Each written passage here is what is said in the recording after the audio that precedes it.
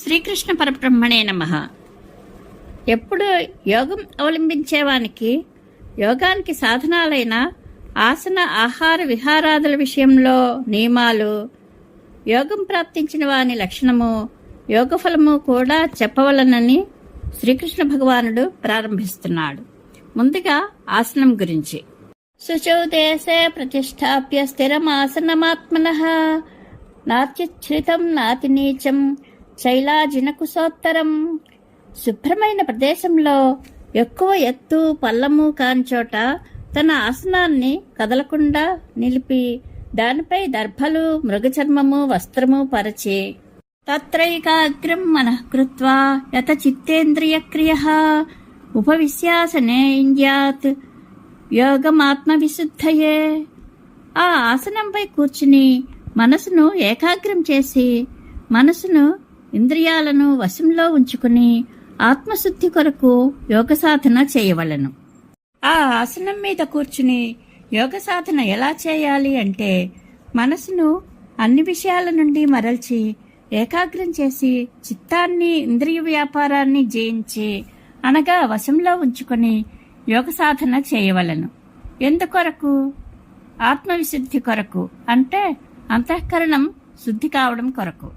బాహ్యమైన ఆసనం గురించి చెప్పారు. ఇప్పుడు శరీరాన్ని ఎలా ఉంచవలను అనేది చెప్తున్నారు.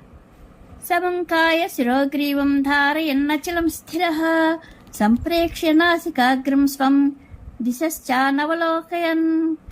దేహాన్ని, శిరస్సును, కంఠాన్ని సమంగా కదలకుండా ఉంచి స్థిరభావంతో తన ముక్కు కన్నును చూస్తూ దిక్కులు చూడకుండా ప్రశాంతాత్మా విగతభిః బ్రహ్మచారివ్రతే స్థితః మనః సంయమ్య మచ్చిత్తో యుక్త ఆసీత మత్పరః. అంతఃకరణం ప్రశాంతమై నిర్భయుడై బ్రహ్మచర్య వ్రతాన్ని అవలంబిస్తూ మనసును నియమించి నాయందు చిత్తముంచి నాయందు భక్తి కలిగి కూర్చుండవలెను. యుంజన్నేవం సదాత్మానం యోగి నియతమానసః శాంతిం నిర్వాణ పరమాం మత్సంస్థాం అధిగచ్చతి.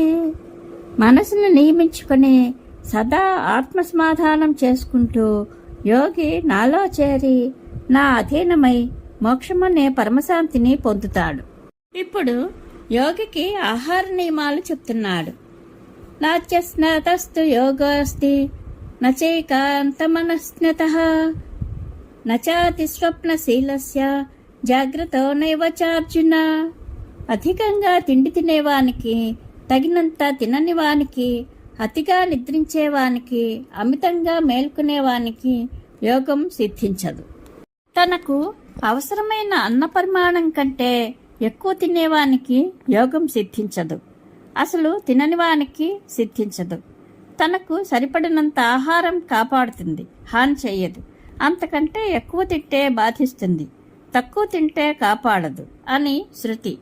కనుక యోగి తనకు సరిపడిన దానికంటే ఎక్కువగాని తక్కువగాని తినరాదు.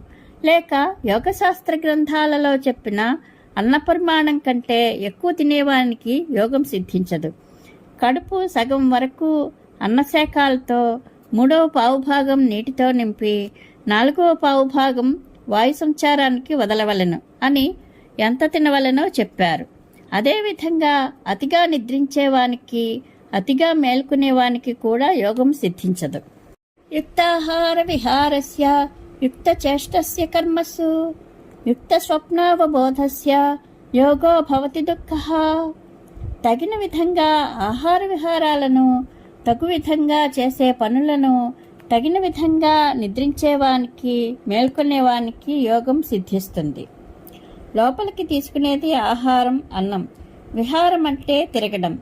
ఈ రెండు నియమిత పరిమాణంలో చేస్తూ, పనులు తగు మాత్రం చేస్తూ, నియమిత కాలంలో నిద్రపోతూ మేల్కొంటూ ఉండే యోగికి యోగం సిద్ధిస్తుంది.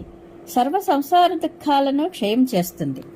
ఇక ఇప్పుడు యుక్తుడు ఎప్పుడవుతాడు అంటే చెప్తున్నాడు. యదా వినియతం చిత్తమాత్మన్యేవావతిష్ఠతే నిస్పృహః సర్వకామేభ్యో యుక్త ఇత్యుచ్యతే తదా. చక్కగా నియమించబడిన చిత్తం సర్వ విషయాల యందు కోరిక విడిచి ఆత్మయందే నిలిచి ఉన్నప్పుడు అతనిని యుక్తుడు అంటారు. యోగి యొక్క ఏకాగ్రమైన చిత్తానికి ఉపమానం చెప్తున్నారు. యథా దీపో నివాతస్థో నేంగతే సోపమా స్మృత యోగినో యత చిత్తస్య యుంజతో యోగమాత్మనః.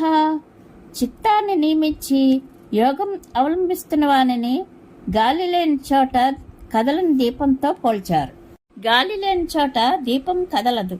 చిత్తపు పోకడలు తెలిసిన యోగులు చిత్తాన్ని నియమించి యోగానుష్ఠానం చేస్తూ ఆత్మసమాధి యందు నిలిచిన యోగిని అటువంటి దీపంతో పోల్చారు. యత్ర పరమతే చిత్తం నిరుద్ధం యోగ సేవయా యత్ర చైవాత్మనాత్మానం పశ్యన్నాత్మని తుష్యతి. యోగాభ్యాసం చిత్తాన్ని విషయాల వైపు వెళ్లకుండా ఆపుతుంది. అప్పుడు ఆత్మతో ఆత్మను చూసుకుని ఆత్మయందే సంతోషం పొందుతాడు.